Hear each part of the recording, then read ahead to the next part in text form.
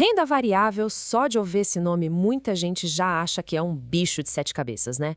Mas olha, a verdade é que, com a informação certa, esse caminho pode ser bem mais simples do que parece. E é exatamente isso que a gente vai fazer aqui hoje: desvendar o essencial para quem quer começar a investir com mais segurança e, claro, com uma boa estratégia.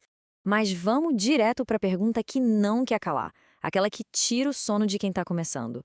O que, de fato, acontece com o dinheiro que vai para a renda variável? É super normal sentir aquele frio na barriga pensando nesses mercados que sobem e descem o tempo todo. A nossa missão aqui é transformar justamente essa incerteza em conhecimento. Para a gente não se perder no caminho, nosso roteiro está dividido em 4 partes bem claras. Primeiro, o que é afinal a renda variável.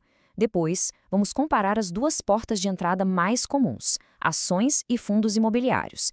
Em seguida, a gente vai ver a parte boa, como receber lucros direto na conta. E, por fim, talvez o mais importante, as regras do jogo sobre risco e tempo. Então vamos lá, mergulhando de cabeça na nossa primeira parte. O que raio significa renda variável? Por que ela é tão diferente daquela poupança ou de outros investimentos mais, digamos, previsíveis? A definição, na real, é bem direta. Sabe a renda fixa, que quando a gente aplica já tem uma ideia de quanto vai render? Então, aqui é o exato oposto. Não dá para saber o retorno de antemão. Ele pode subir, pode descer, e é essa característica que define todo o resto, toda a dinâmica desse mundo. Tá, mas o que faz os preços flutuarem tanto? A palavra mágica aqui é volatilidade. Pensa nela como se fosse o humor do mercado. Ela mede o quão rápido e o quão forte os preços sobem e descem. É ela que está por trás de toda essa incerteza e emoção. E aqui, olha, tem um pulo do gato. É muito fácil olhar para a volatilidade e só enxergar perigo. Mas a grande sacada é que essa mesma oscilação é que cria as oportunidades de ganho. Pensa bem, para comprar algo barato e ver o preço subir, esse preço precisa se mover, certo? Essa é a alma da renda variável, risco e oportunidade andando de mãos dadas. Beleza, entendemos o conceito. Agora vamos para a parte prática. Para quem está começando, geralmente a dúvida fica entre duas grandes opções: investir em ações ou em fundos imobiliários, os famosos FIIs. Qual seria a melhor porta de entrada? A ideia por trás de cada um é bem fácil de pegar. Quando se compra uma ação, a pessoa está literalmente comprando um pedacinho de uma empresa, vira sócia do negócio. Já nos fundos imobiliários, o investimento é numa cesta de imóveis. Pensa em shoppings, prédios comerciais, galpões, sem ter toda aquela dor de cabeça de comprar um imóvel de verdade. Essa tabela aqui ajuda a gente a colocar tudo no papel. Com ações, o ganho vem da valorização da empresa e da distribuição dos lucros dela, os dividendos. Já nos FIIs, a grana vem principalmente dos aluguéis que os inquilinos pagam. A lógica é parecida, a de participar dos resultados, mas os setores da economia são bem diferentes. E já que a gente falou em distribuição de lucros, chegamos na parte que todo mundo gosta, a que torna o investimento bem mais concreto: os dividendos.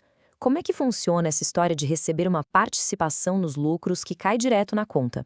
De forma bem simples, dividendos são isso.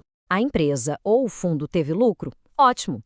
Uma parte desse bolo é dividida com quem investiu, com quem acreditou no negócio. É uma forma de remunerar os sócios, que são os acionistas e os cotistas de fundos. É dinheiro de verdade entrando na conta. E o processo não tem mistério nenhum. Primeiro, claro, o negócio precisa dar lucro. Segundo, a gestão decide quanto desse lucro vai ser distribuído. E terceiro, o dinheiro é pago. Ele simplesmente aparece lá na conta da corretora. É assim que uma renda passiva começa a ser construída. Agora a gente chega na parte mais crítica de todas: a estratégia.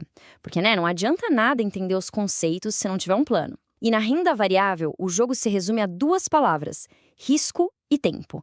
Vamos ver as regras de ouro para navegar nesse mar. Olha, essa frase aqui, isso tinha que ser um mantra. Renda variável não é lugar para o dinheiro que já tem nome e data para ser gasto, como o aluguel, o supermercado, as contas do mês. Justamente por causa da volatilidade, o dinheiro que vem para cá tem que ser aquele que não vai fazer falta nenhuma no curto prazo.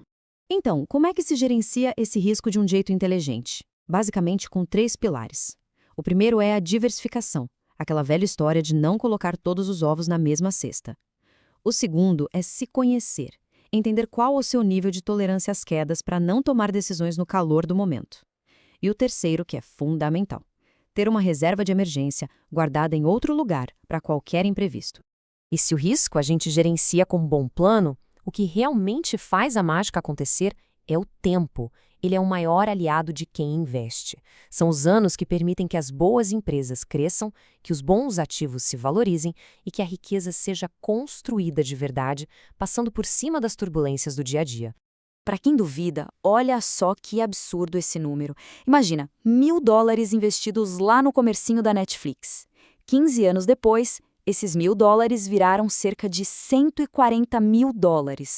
Claro que esse é um exemplo fora da curva, um ponto extremo, mas ele ilustra perfeitamente o potencial que o longo prazo tem.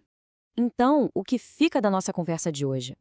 A renda variável tem sim suas incertezas, mas com conhecimento, com uma estratégia clara para gerenciar os riscos e principalmente com o tempo jogando a favor, o potencial de crescimento é enorme. Fica a pergunta no ar: com o tempo como aliado, onde será que o dinheiro de cada um pode chegar?